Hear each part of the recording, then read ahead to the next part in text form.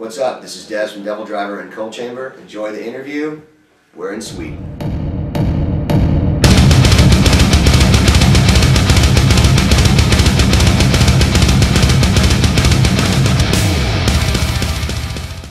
So your band Devildriver, where did you get the idea for it?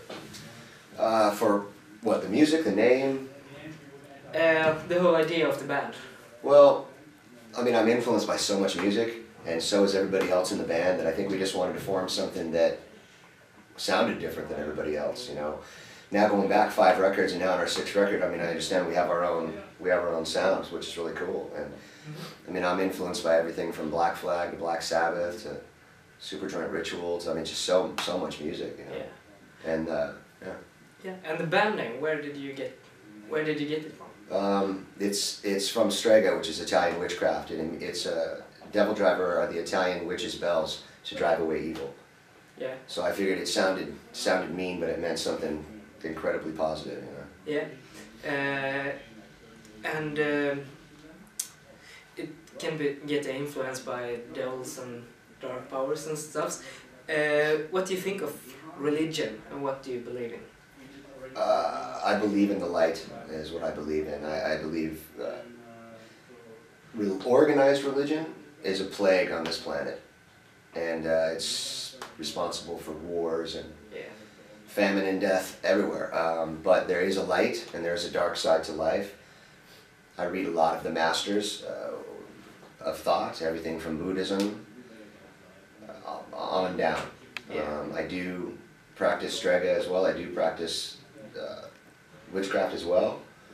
So I do believe in the powers of nature and the powers of thought and the powers of the ether and things like that sort. In the early days, how did you go from the departure of She's in Pain to the formation of Cold Chamber and later on to Devildriver? Well, we did She's in Pain. It went only so far. Me and Meeks decided to get some new players. We started Cold Chamber. Cold Chamber had a nice run. We did well. They got on drugs and things that I couldn't live with. Seeing my friends go downhill, I left the band. I found some new guys. We forged another career, and now we're 6 records in. So I'm extremely blessed, you know. I mean, music has always been a huge power in my life. It's like I would stay up late at night when I was a kid and listen to music, you know, since I was young. So it's kind of a guiding force with me and always has been. I mean, I've done many things in life, but I don't see myself doing anything else with this. And keep going with Cold Chamber. How did you get in contact with Sharon Osbourne for manager? We did the first Ozfest, and Sharon Osbourne came over and took me backstage that night and introduced me to Ozzy and everybody, and actually gave me a big silver bracelet that I still have, and said she wanted to manage us. And talking over the phone for a couple weeks after that, it seemed right. So my manager I had at the time, I called him and said, look, it's not working out between me and you, and found somebody else that I really trust, and she took Cold Chamber to new heights, you know. I mean, that family is really responsible for helping me out a great deal, so. Yeah. How did the old manager react? Well, he's actually a big manager. He manages some huge acts now. I won't give him his name. Okay. But when I called him, he's from LA, and he said that he's going to have me killed. And I laughed because I said, maybe you don't know who I hang out with in Los Angeles either, you know, so. And that was it, just, you know. And we earlier heard that you're influenced by low-pitch singers for your vocals. Yes. I like low voices, everything from Johnny Cash to Danzig to Crumbsuckers. I like low guttural voices. Yeah. But where do you get your inspiration for lyrics and stuff? That's everyday life, you know. Yeah. What I do is I write constantly, and then when I sit down to actually write to music, I take out all those pieces of paper and all those lines, and it just comes together, and I start writing pieces, and then I look back and go, oh, this is the story. You know, rather than starting with nothing, there's always prose, always poetry or prose sitting in front of me when I'm writing. Is there any part of any song that you remember that you've written parts of in Sweden? I don't know. I mean, possibly. Yeah. I mean, yeah. Actually, I wrote this morning. Hmm? So, but the record, the 6th record, is done. So maybe some of these lyrics I wrote this morning will end up on number 7, 8, 9, 10 Yeah. down the line. How many songs do you think you have written in your whole life? Well, a lot. You know, I mean, I have 4 books that probably this thick. Yeah. That I've never even used to music. Mm. So I'm constantly writing. If you're a writer, you have to write, and Yeah. if you're a painter, you have to paint. You don't just wait for the record to come to write. You write constantly, and that's what I tend to do. I get up every morning, I write a song, or at least a lyric, a song title every single day. So by the time I get to the record, there's 365 pages of 1 line or 25 lines. But either way, I write whatever I feel in the morning right away. Whatever the first feeling is, you know. Yeah. Okay, sometimes look So this back. morning was about snow and cold and, Yeah. you know. Okay, sometimes look back like 5 years ago and take lyrics from back then. Sometimes, I mean, that's why I have so many books of lyrics that have never gotten used, because a lot of them, you know, maybe 5 years ago it's not going to ring true with me now. So I shove them in the book and go on to something else. And you will release a record this year, right? We'll release a record in August on Napalm Records. Yeah. I am excited. I mean, if you're a Devildriver fan, for me, this is the record. You can go back in interviews my whole career, and I've never said this is our best record. You know, even in Cold Chamber, this is our best record. But I mean, I feel that this is our best record. Yeah. You know, or at least we're now onto new ground. So where the next records are even going to be way more ferocious and lined up. But we know what we do in Devildriver. We groove. We know what we do best, and I think that's what this record is full of. Yeah. You know, when you're having trouble picking a B-side out of 13, 14 songs, then you know the record is top-notch. So I'm hoping that people really take to it. Yeah. What differences can you see from Great shirt, by the way. I'm a huge Bowie fan. Yeah. Yeah. But what can you see in any differences from Roadrunner to Napalm Death? Well, I mean, obviously Roadrunner helped me build my career throughout the years, Yeah. but I think over the last probably 3 records, maybe 4, speaking for the United States side of the label, not a lot was done. We would give them a record and they would say, okay, cool, and they would take 1 ad out and they would put the record out, and no tour support, no anything, so we built it on our own. Yeah. We are fortunate in Europe because the person who does our press, I'm also friends with, so it was a hard-working relationship between the 2 of us to build it as well.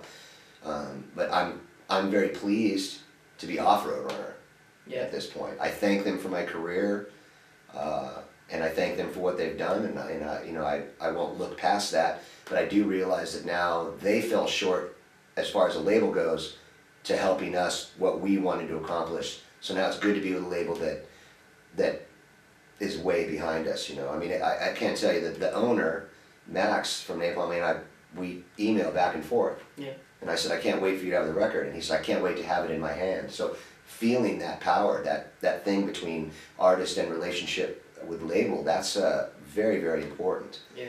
And so I'm excited, man. It's a new beginning, it's a new start.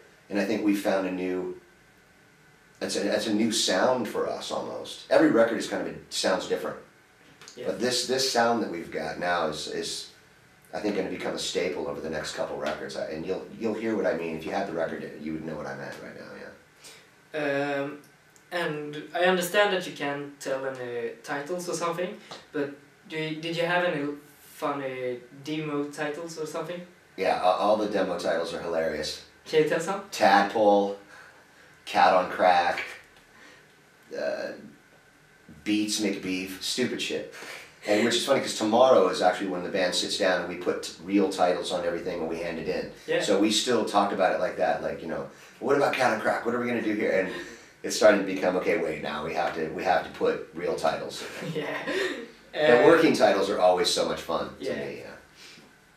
Yeah. How is it timing-wise with 2 bands?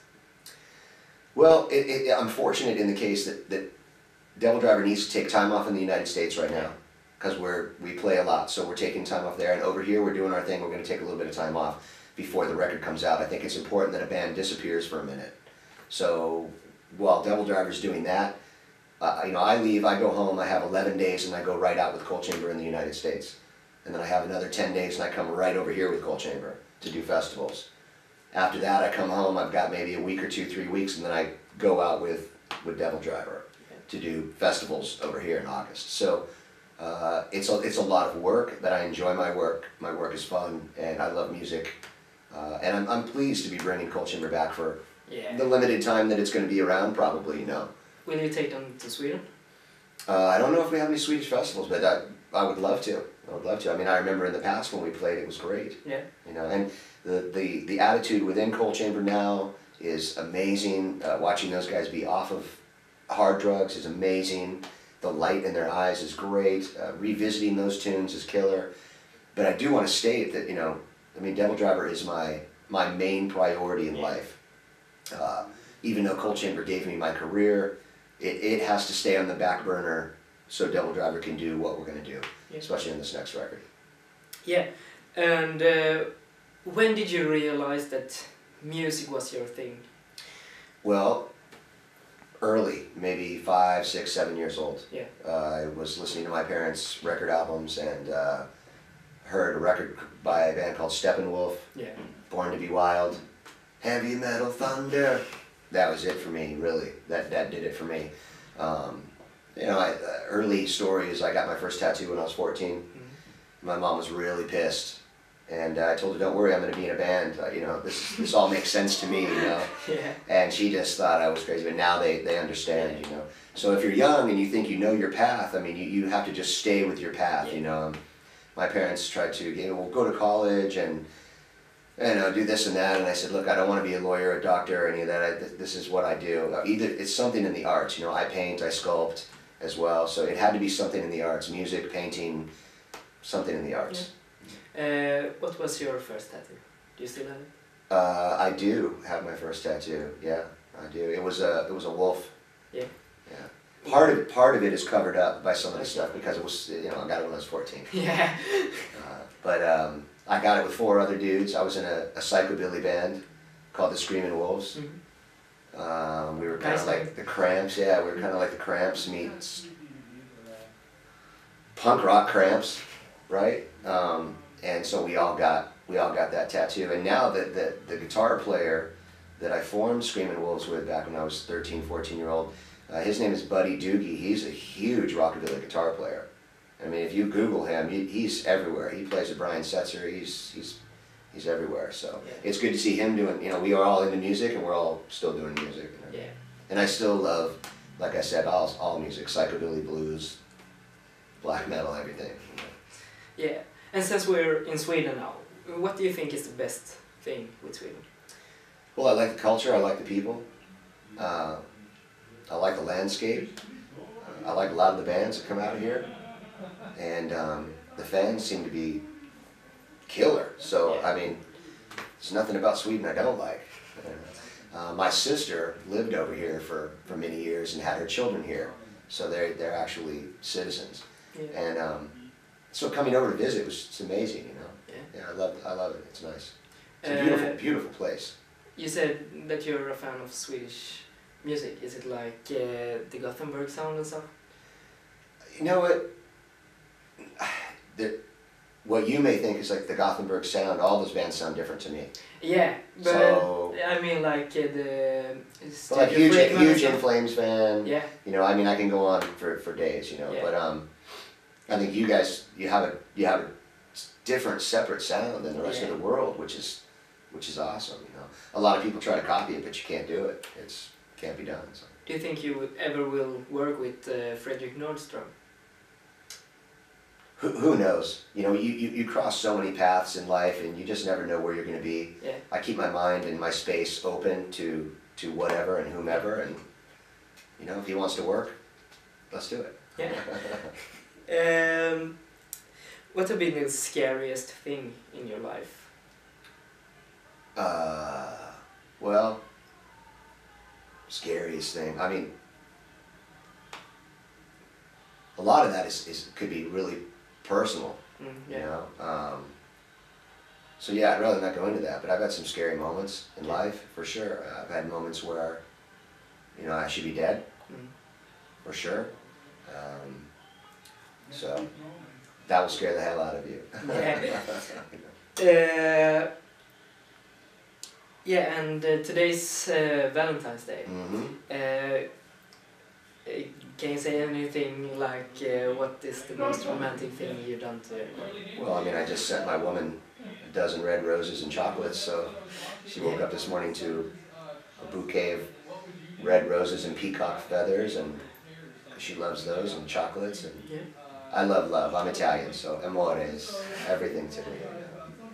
Everything to me. And love and light are kind of, I sign off emails and writings with friends like that, you know, love and light, love and light. I mean, that's, And how do you celebrate special days when you're on tour? Try to do it the best you can. I've had 2 birthdays out here. Jeff's birthday when we flew out, and Mike's birthday was 3 nights ago. So, you know, you say happy birthday on stage, you hang out, you know, birthdays and things like that, anniversaries and stuff are very special on the road. You know, especially if you're not home with your significant other or whatever, so you try to have camaraderie and make it good for everybody, you know. And the way I live, I'm on the road a lot, so you have to enjoy it. Yeah, and you have 3 kids and a wife, right? I have 3 boys and a wife, 2 dogs and 4 cats, and how is it? 2 snakes. How was it being away from them while they're growing up? It's difficult, but I think they understand what Dad does, and they're real proud of me. And you know, I landed the first day and got a text from my middle son, Caleb, and he said, you know, Dad, I just want to let you know how much I appreciate you and what you do for the family, and you know, we love you. Have a great tour. And totally, you know. And it makes me feel good that I raised good, strong kids. They're there for their mother. They're good, strong men, and that means the world to me, you know. Does they work with music too? They do. My oldest, Tyler, is a shredding guitar player, and he came on stage with Devildriver a couple years ago, sold out show in LA, and played one of the hardest songs, didn't miss a beat. And my middle one does a lot of drum and bass stuff, is way into everything from Excision to Skrillex to you name it, you know. But he listens to a lot of metal as well. And then my middle son, Caleb, is way into rap. So everything rap is always happening in my house as well, you know. Just fine. I'm the father, like, that I swore I would never say turn it down. Right? And I'm the guy who like builds a game room at my house, puts up pinball machines and a pool table so everyone can be there. So I like to be surrounded by youth and by the energy of that, you know. And can you see Devildriver still playing in 10 years? Oh, yeah. I'm young, man. I got a long time ahead of me. Yeah. I mean, if not, I don't know what I'll be doing. You know, God willing, the health and everything keeps up, which is funny because I was just in this room a couple hours ago doing yoga. So it's great. It's great you guys have picked this room, but you know, I definitely think so, 100%. Yeah. And what do you think will be different in 10 years? Oh, I don't know. One never knows. I mean, I can see the past and I can see the present. If I look, you know, if I look hard enough. If I read tarot, my tarot will tell me what's going to happen 10 years from now. But do I want to open that door and go into that? And maybe I'll go in a year or two. And I'll ask my cards or my divination, I water scry as well, what's going to happen. But I don't go 10 years in advance. Because it can cloud you and can, you know, if your cards come up and your water scry comes up, nothing's going to be happening in 10 years, you're going to be dead or whatever, it could mess with you. So I only stay a certain amount ahead, and I only look back a certain amount as well. Where do you want to see yourself in 10 years? Healthy, happy, in love with my wife, playing music and traveling the world. Very simple. I'm a very simple man. My tour manager is amazed on how simple I am. I wake up in the morning and I say, is there water? Okay, good, I'm good. It's very simple. That was all. Is there anything you'd like to add or something? No, thanks for having me. The show's going to be incredible tonight. Cannibal Corpse is probably one of the best bands I've ever played with, man. They are the nicest guys I've ever toured with. So, it's great to know that, you know, after 25, 30 years, legends like that, they have no ego and they're just funny as hell and they're awesome people, you know. So I'm glad to be on this tour and thanks for having me. Yeah, thank you.